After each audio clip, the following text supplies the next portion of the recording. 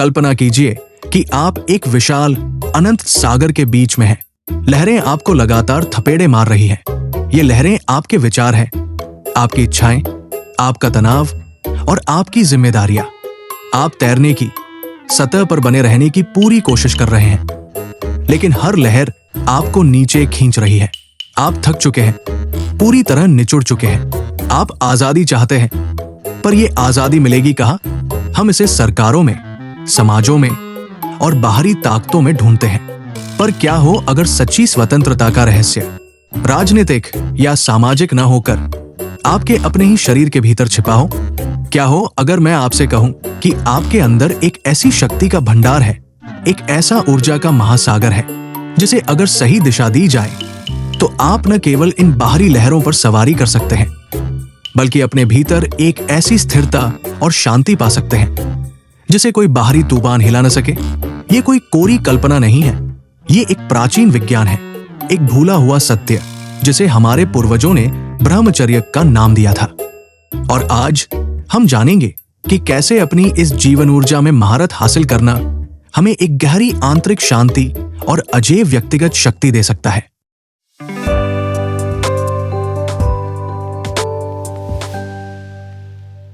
आज की दुनिया को देखिए। हम तकनीकी रूप से इतने आगे हैं जितने पहले कभी नहीं थे। एक बटन दबाते ही जानकारी, मनोरंजन और कनेक्शन सब कुछ हाजिर है। हम मानते हैं कि हम स्वतंत्र हैं, पर क्या हम सच में स्वतंत्र हैं, या हम अपनी ही बनाई हुई एक अनदेखी जेल के कैदी बन गए हैं? सुबह आंख खुलते ही हमारा हाथ सबसे पहले फोन पर जाता है और फिर शुरू होता है अंतहीन स्क्रॉलिंग का एक चक्र। सोशल मीडिया की चमकदार तस्वीरें, ब्रेकिंग न्यूज की डरावनी सुर्खियां और दूसरों की जिंदगी में अंतहीन ताक-झांक। हमारा दिमाग डोपामाइन की छोटी छोटी खुराक का आदी हो चुका है और हमें इसका एहसास तक नहीं। हम लगातार बाहर देख रहे हैं, बाहरी तारीफ के लिए, बाहरी मनोरंजन के लिए। ये सिर्फ डिजिटल दुनिया तक ही सीमित नहीं है, हमारी पूरी जिंदगी ही ऊर्जा के एक लगातार रिसाव का अड्डा बन गई है। हमारी पांचों इंद्रियां, जो दुनिया को अनुभव करने के लिए बेहतरीन उपकरण हैं, अब 24 घंटे काम करने वाले दरवाजे बन गई हैं, जिनसे हमारी जीवन शक्ति बाहर बह रही है। हम जो देखते हैं, हद से ज्यादा उत्तेजक तस्वीरें, हिंसा और वासना। हम जो सुनते हैं, कर्कश संगीत, नकारात्मक बातचीत और अंतहीन शोर। हम जो खाते हैं, प्रोसेस्ड फूड, जो शरीर को पोषण देने के बजाय उसे और थका देता है। हमारी बातें अक्सर गपशप या दूसरों की बुराई के इर्द गिर्द ही घूमती है। इस लगातार बाहरी बहाव का नतीजा क्या है? एक गहरा आंतरिक खोखलापन, एक खालीपन। हम थका हुआ, चिंतित और दिशाहीन महसूस करते हैं। ध्यान लगाने में मुश्किल होती है।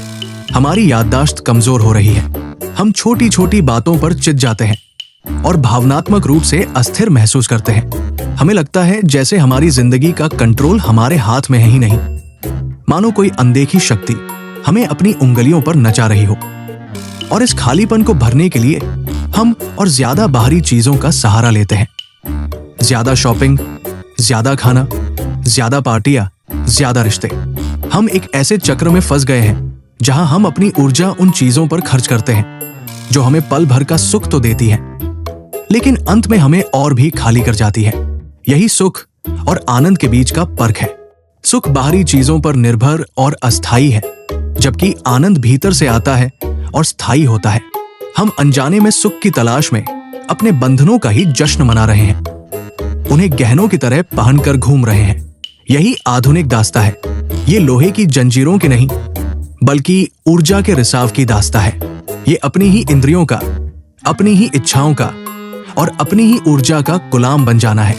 हम स्वतंत्र होने का वहम पालते हैं, जबकि हमारी जीवन शक्ति, हमारी सबसे कीमती दौलत हर पल हमसे दूर बह रही है। और इस पतन का सबसे बड़ा कारण अगर कोई है, तो वो है ब्रह्मचर्य के सिद्धांत को भूल जाना। हमारी खुशी, सेहत, तेज, बुद्धि, शक्ति और आत्मबल, ये सब ब्रह्मचर्य पर ही टिके हैं। जब तक हम इस रिसाव को बंद नहीं करते, सच्ची स्वतंत्रता बस एक दूर का सपना ही रहेगी। तो आखिर ये ऊर्जा क्या है जिसके बारे में हम बात कर रहे हैं? प्राचीन भारतीय योग और आयुर्वेद के विज्ञान में इसे कई नामों से जाना जाता है। प्राण, चेतना और सबसे महत्वपूर्ण ओजस। ओजस को सिर्फ शारीरिक ऊर्जा समझना एक बहुत बड़ी भूल होगी। ये हमारी जीवन शक्ति का सबसे सूक्ष्म और शक्तिशाली सार है।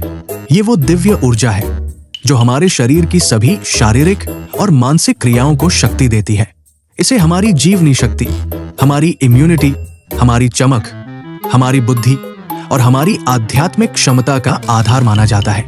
जब किसी व्यक्ति में ओजस भरपूर होता है तो उसका चेहरा चमकता है, उसकी आंखों में एक तेज होता है, उसकी बुद्धि तेज होती है और उसके व्यक्तित्व में एक चुंबकीय आकर्षण होता है। ऐसे व्यक्ति के पास बैठने भर से शांति और सकारात्मकता महसूस होती है। स्वामी विवेकानंद ने ओजस को इंसान के भीतर की सर्वोच्च शक्ति बताया है जो दिमाग में जमा रहती है। उन्होंने कहा था कि जिस इंसान के दिमाग में जितना ज्यादा ओजस होता है वो उतना ही ज्यादा बुद्धिमान और आध्यात्मिक रूप से शक्तिशाली होता है। यही कारण है कि एक इंसान सुंदर भाषा और भावों के साथ बोलता है पर लोगों को प्रभावित नहीं कर पाता, जबकि दूसरा साधारण शब्दों में बोलकर भी लोगों को मंत्रमुग्ध कर देता है। यही ओजस की शक्ति है। अब सवाल यह है कि ये कीमती ओजस बनता कैसे है और ये नष्ट कैसे होता है। आयुर्वेदिक ग्रंथों के अनुसार ओजस हमारे खाए हुए भोजन के पचने और बदलने की एक लंबी और जटिल प्रक्रिया का आखिरी उत्पाद है। भोजन पहले रस में, फिर रक्त, मांस, मेद, वसा, अस्थि, हड्डी, मज्जा, बोन मैरो में बदलता है और अंत में इसका सबसे शुद्ध और शक्तिशाली सार शुक्र, प्रजन द्रव में बदलता है। इसी शुक्र धातु का एक सूक्ष्म सार ओजस है। ये प्रक्रिया बहुत धीमी है और इसमें बहुत ज्यादा ऊर्जा लगती है। आधुनिक विज्ञान भी इस बात की पुष्टि करता है कि वीर्य या सीमन पोषक तत्वों से भरपूर एक बेहद जटिल पदार्थ है जिसमें प्रोटीन, विटामिन, खनिज, एंजाइम और हार्मोन होते हैं। इसे बनाने के लिए शरीर को काफी संसाधन खर्च करने पड़ते हैं और यहीं पर ब्रह्मचर्य का सिद्धांत सामने आता है। ब्रह्मचर्य शब्द का शाब्दिक अर्थ है ब्रह्मा में विचरण करना या दिव्य मार्ग पर चलना। इसका संकीर्ण अर्थ केवल यौन संयम समझा जाता है, लेकिन इसका व्यापक अर्थ है अपनी सभी इंद्रियों के माध्यम से जीवन शक्ति को बचाना। जब हम अपनी यौन ऊर्जा, जो कि जीवन शक्ति का सबसे शक्तिशाली और केंद्रित रूप है, को बचाते हैं तो हम असल में इस ओजस को शरीर के भीतर बनाए रखते हैं। जब इस ऊर्जा को संरक्षित किया जाता है तो ये नष्ट नहीं होती, इसके बजाय इसका उदात्तीकरण होता है। ये ऊपर की ओर चढ़ती है और उच्च ऊर्जा केंद्रों, खासकर दिमाग को पोषण देती है। ये यौन ऊर्जा ओजस शक्ति में बदल जाती है।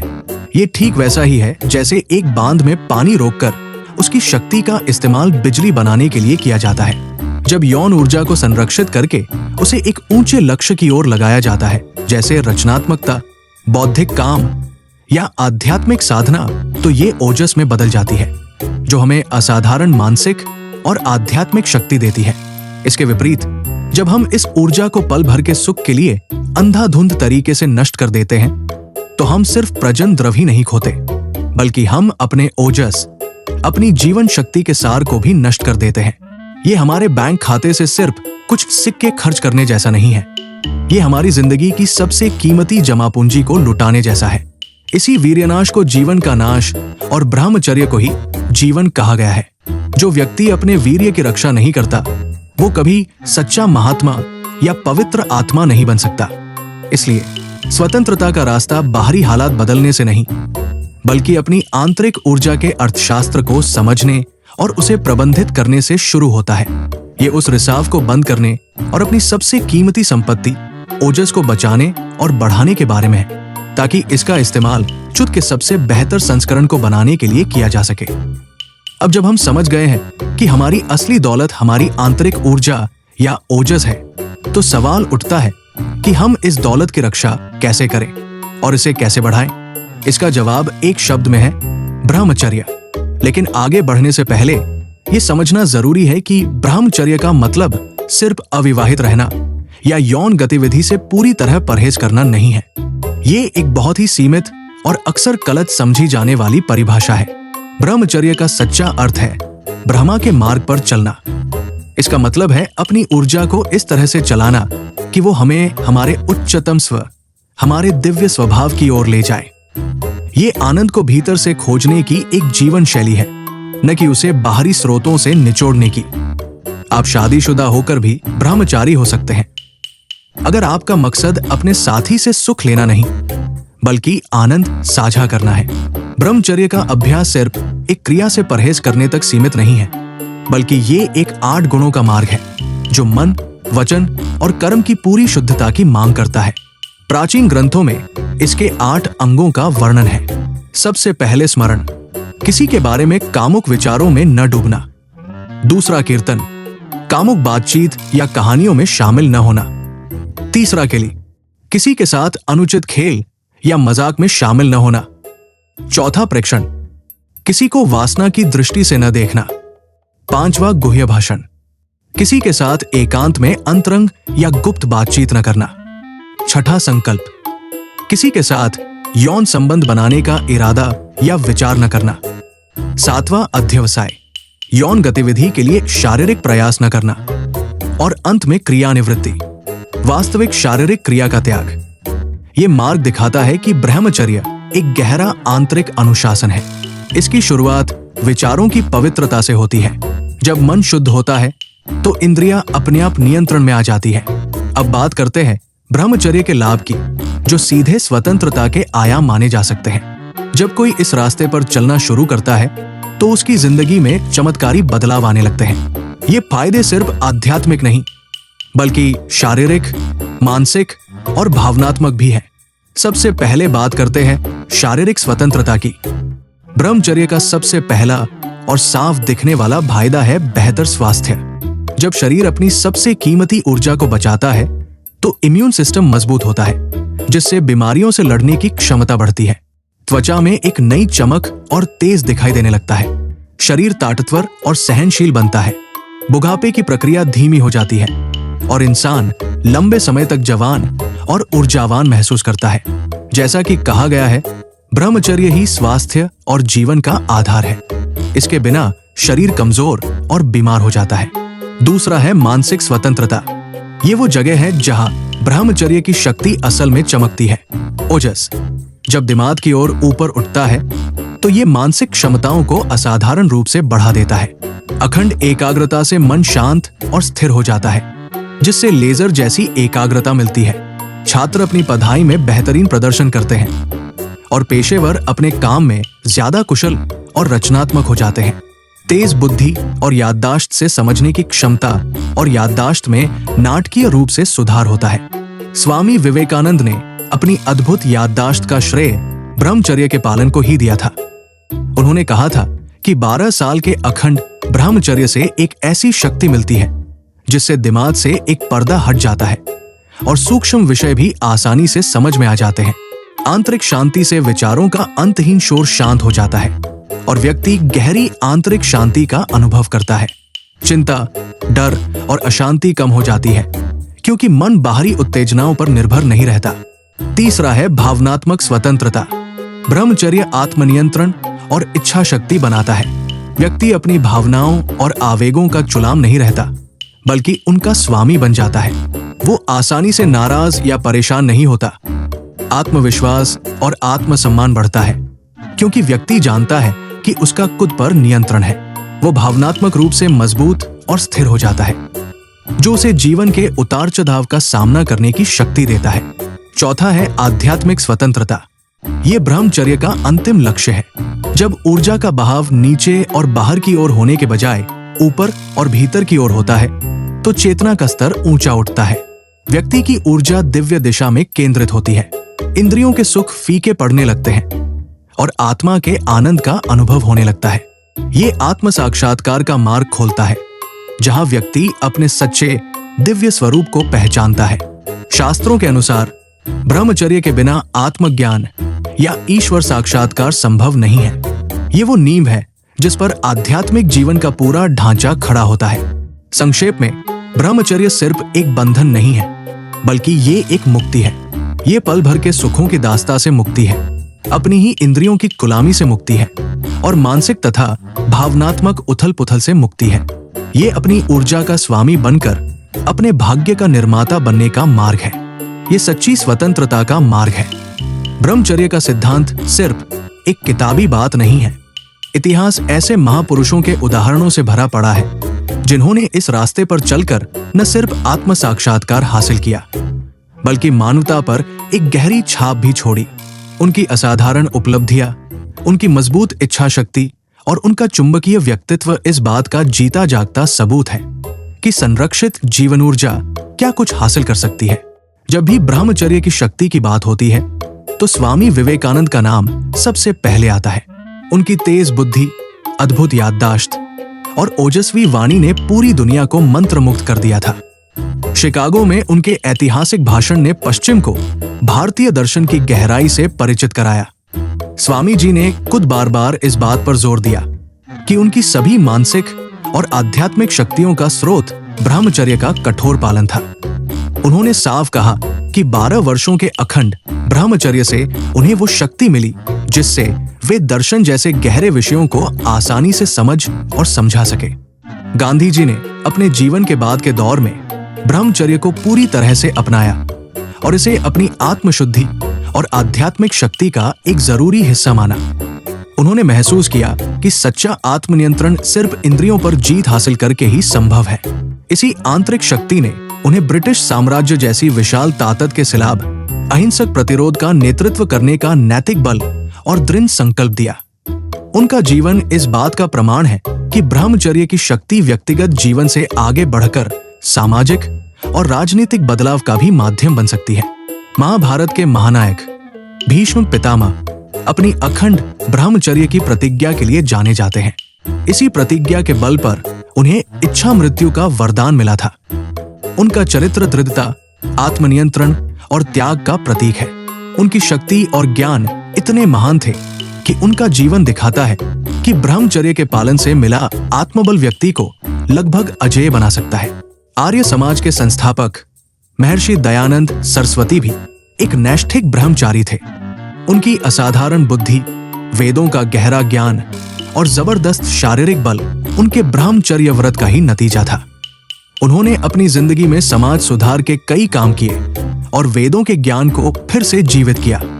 उनका जीवन इस बात का एक और शक्तिशाली उदाहरण है कि कैसे संरक्षित ऊर्जा को राष्ट्र और समाज के उत्थान के लिए इस्तेमाल किया जा सकता है। हालांकि वे सीधे तौर पर भारतीय परंपरा से नहीं जुड़े थे, लेकिन महान आविष्कारक निकोलस टेस्ला के जीवन में भी ब्रह्मचर्य के सिद्धांत दिखाई देते हैं। वे जीवन भर अविवाहित रहे और अपनी पूरी ऊर्जा अपने वैज्ञानिक कामों में लगा दी।